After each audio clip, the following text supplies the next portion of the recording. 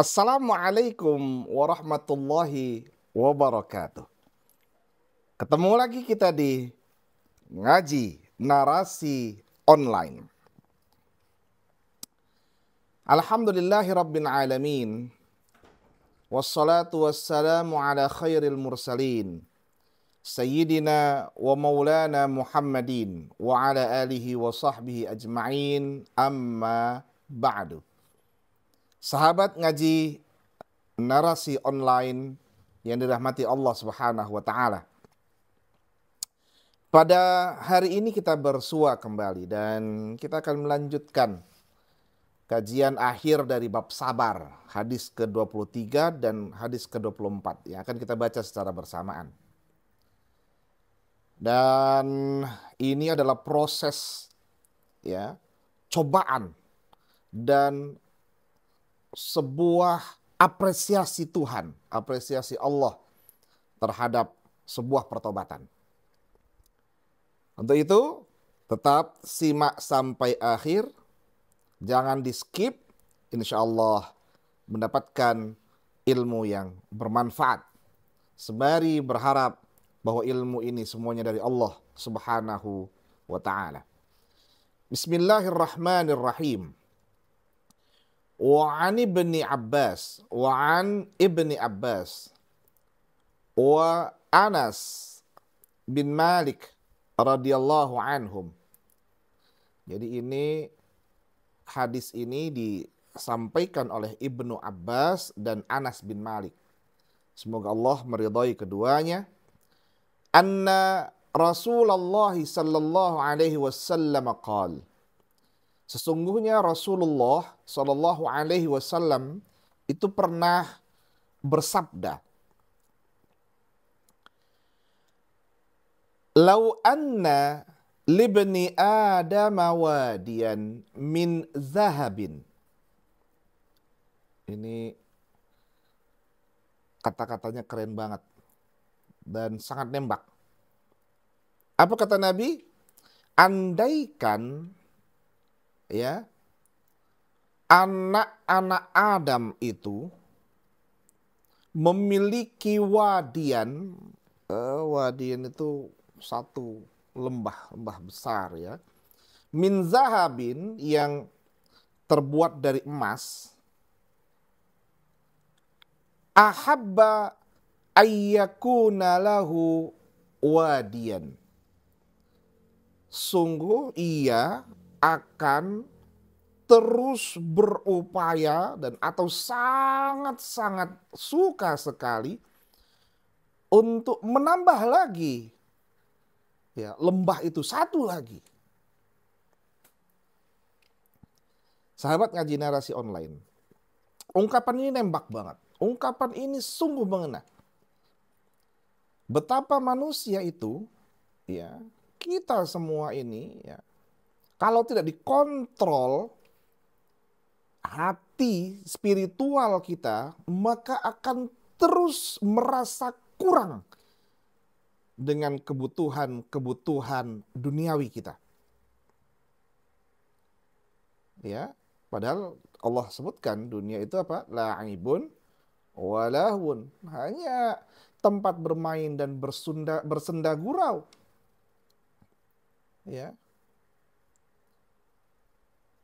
Wa mal hayatud dunya illa mata'ul ghurur. Kehidupan dunia itu banyak tipuannya.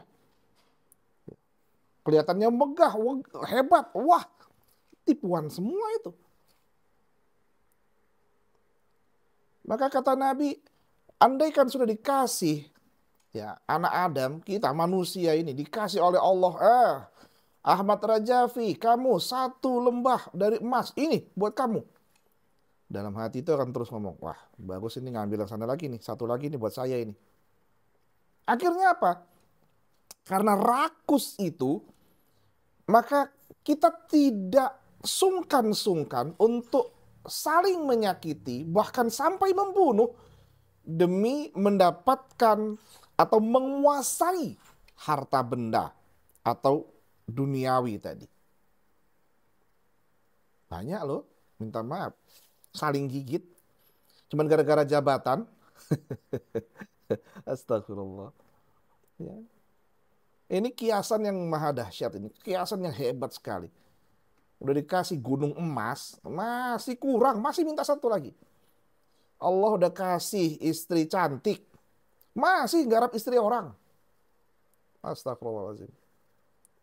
Udah dapat suami ganteng, kaya, masih garap suami orang. Ya. Udah dikasih Allah harta, masih pengen harta orang. Ya mata kita ini, kalau tidak hati, pikiran semua kita tidak dikontrol dengan spiritual. Ya, ala bidzikrillahi tatmainnul qulub. Kalau tidak dikelola dengan zikrullah, ingat kepada Allah, hati ini tidak akan tenang. Dan ketika tidak tenang, ya pikirannya, pengelolaan jiwa dirinya untuk terus menggali. Ya, semakin banyak harta benda yang Allah atur. Anda boleh kerja, Anda boleh mendapatkan uang, boleh semua. Tapi ingat, itu punya Allah, maka keluarkan hak orang lain. Nggak ada masalah. Gitu ya. Maka diingatkan yang paling terakhir. Ini ungkapan dari kiasan ini. Walay yamla fahu illa turab. Padahal nanti mulut fah itu, mulutnya itu yamla akan terisi dengan apa? Turab. Maksudnya apa? Kita nanti mati di dalam kubur, di tanah, dipendem oleh tanah, itu nanti yang ngisi kita semua itu ya tanah. Ya. Kita itu nanti itu hanya bertemu dengan tanah. Mana tuh kasur yang hebat yang sudah kita beli berpuluh-puluh juta. Tidak terpakai ketika di dalam kubur. Hilang semuanya. Mana tuh kemegahan ya, istana yang sudah dibangun, harta yang sudah dikumpulkan, musnah, hilang. Tidak ada satupun yang dibawa dalam kuburnya. Nah, oleh karenanya diingatkan, obat, kata Nabi, obat dari sifat kemaruk, bahkan sampai kikir.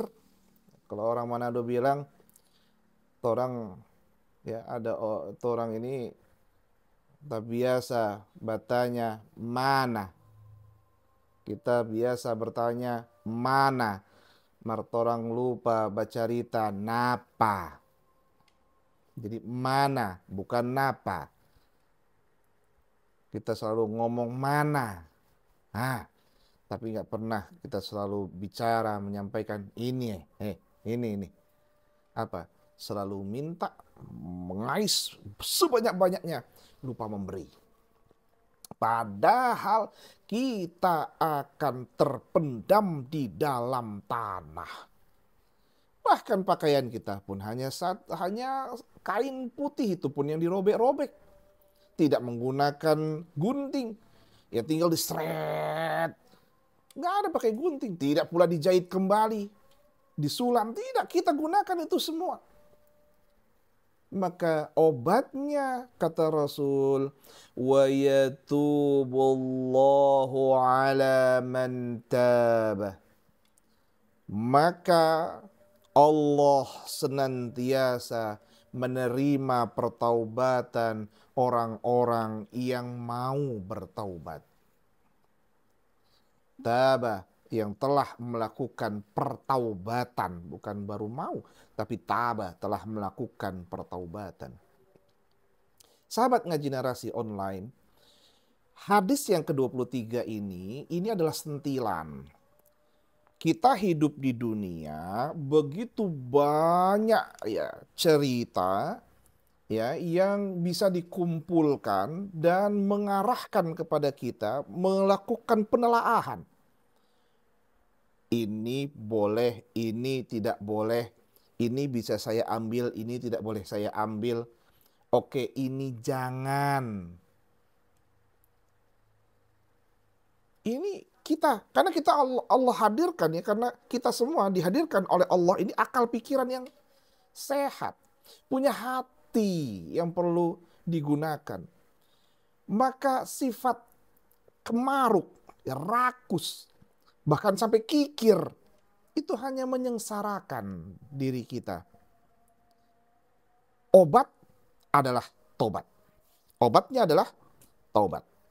Wa yatubullah ala man taba. Ya, Allah akan menerima pertaubatan bagi siapa saja yang telah melakukan pertaubatan kepada Allah. Nah, jalan pertaubatan ingat kita sudah lalui hadis yang sebelum-sebelumnya. Ada yang 40 hari baru diterima Allah. Ya, kasus Ka'ab dan dua temannya, 3 orang yang disebutkan dalam Al-Quran itu, sampai 50 hari pertobatannya diterima Allah. Kita nggak ada yang tahu sampai kapan, tapi tidak boleh berhenti. Bertobat kepada Allah tidak boleh berhenti. Ya, taubat dari kekikiran memberi, semakin ngumpul terus, berat memberi, ciri kebakhilan, kekikiran itu telah mengunci hati. Ya. Nah, ini yang pertama, sahabat ngaji narasi online, bahwa bagi kita semua, ya, untuk hadis ke-23 ini, ingat, jangan terpedaya dengan kemegahan, keindahan duniawi. Apa saja itu? Ya, apa saja. Anak, istri. Ya, bahkan dalam Al-Quran disebutkan tuh anak, istri, fitnah. Ya. Harta yang dikumpul, jabatan, ya, kekuasaan, semuanya. Dikasih, minta lagi yang tinggi. Dikasih, minta lagi yang tinggi. Nggak ada habis-habisnya, nggak ada habis-habisnya. Maka ada istilah orang tua itu, ya, megang uang 100.000 cukup. Ya, megang uang 1 juta belum tentu cukup. Karena kenapa? Besar pasak daripada tiang. Ya, lebih banyak pengeluaran daripada pemasukan. Ya. Dan kalau dalam konteks ini adalah lebih banyak kita mengais kekayaan daripada mengeluarkan infak, sedekah, keikhlasan. Maka taubat itu penting. Hadis yang ke-24. Ini menarik ini. Wa an Abi Hurairah radhiyallahu anhu. Ini hadis dari Abu Hurairah. Semoga Allah meridainya. Anna Rasulullah sallallahu alaihi wasallam qala. Sesungguhnya Rasulullah sallallahu alaihi wasallam telah bersabda, "Yadhaqullah subhanahu wa ta'ala." Ini Nabi nyampaikan ya, Allah itu tertawa. Tapi jangan nanti bagaimana bentuk ketawanya, kayak saya ketawa, oh itu tidak boleh. Haram, berdosa. Ya. Karena Allah tidak boleh disamakan dengan kita, apalagi kita menyamakan diri kita dengan Allah, tidak boleh. Bagaimana Allah ketawa? Nggak ada yang tahu. Ya. Allah itu tertawa, ya, ila rajulaini, kepada 2 orang. Ya, yadhaqullah subhanahu wa ta'ala ila rajulaini.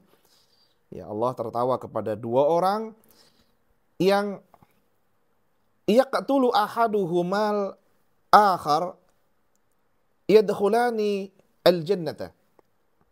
Ya.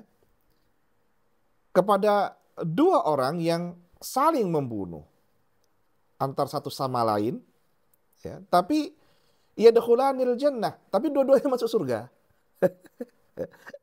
Ya, jadi ingat ya, hadis yang lalu kan kita ngomong tuh siapa yang membunuh, al-qatil wal maktul finnar gitu ya. Jadi yang bunuh sama yang dibunuh sama-sama masuk neraka.